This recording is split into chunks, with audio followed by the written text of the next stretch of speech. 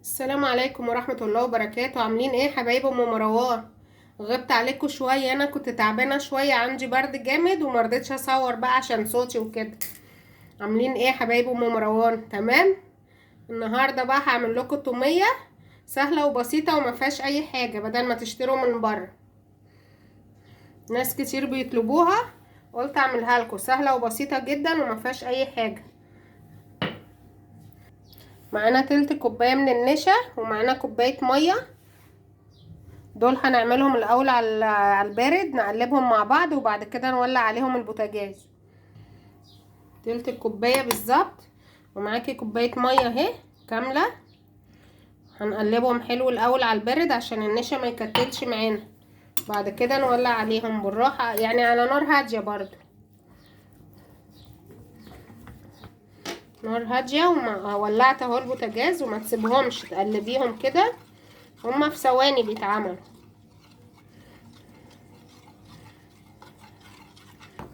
لحد ما يوصل للقوام ده. نطفي عليه على طول، ما فيهوش اي حاجه اهو. طفيت البوتاجاز وهسيبه يبرد شويه على بال بقى ما نعمل الحاجه التانية. معانا 4 فصوص توم. معانا بقى 4 فصوص توم زي ما قلت لكم. ومعانا ربع كوبايه زيت وربع كوبايه لبن. وهنا معانا معلقه مايونيز، لو ما عندكيش مايونيز تحطي معلقه زبادي، بس المايونيز بيخليها ايه روعه، بيدي مزازه وبيخليها طعمها جميل. هنحط بقى التوم اهو في الكبه، ونحط الزيت معاه ربع كوبايه، ربع كوبايه لبن، معلقه المايونيز، وهنحط معلقه ونص خل.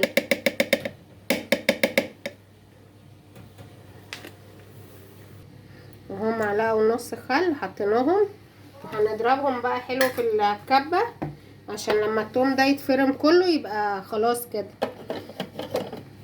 نبتدي بقى ننعمهم عشان التوم مش عايزه فيه اي تكتلات، يعني عايزاه مفروم حلو.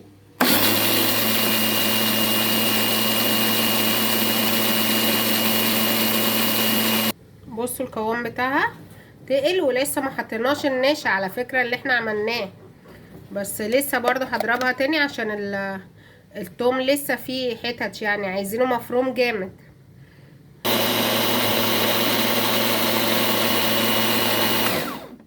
كده خلاص، هنحط بقى عليها النشا على طول ونضربها برضو ضربتين 3 كده، ويبقى كده جهزت معانا التوميه. حطينا النشا اهو على الوش، النشا اللي احنا لسه عاملينه.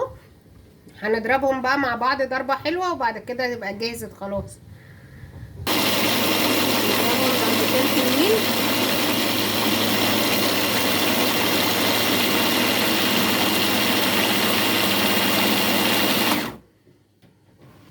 نحط بقى ربع معلقه ملح كده.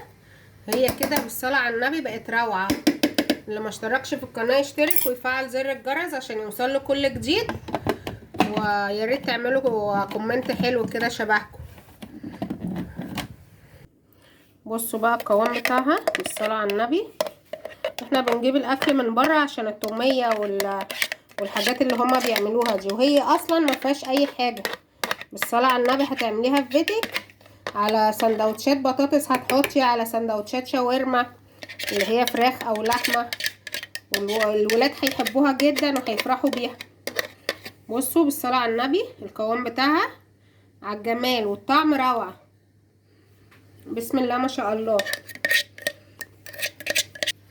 تقعد في التلاجة بقى معاكي لمدة اسبوعين عادي، ما يحصلهاش اي حاجة. تحطيها في علبة وتقفلي عليها، ويا ريت ما تزودوش عن 4 فصوص توم عشان ما تطلعش حامية والولاد يعني يبقى حامية عليهم. هو كده بالصلاة على النبي طعمها روعة.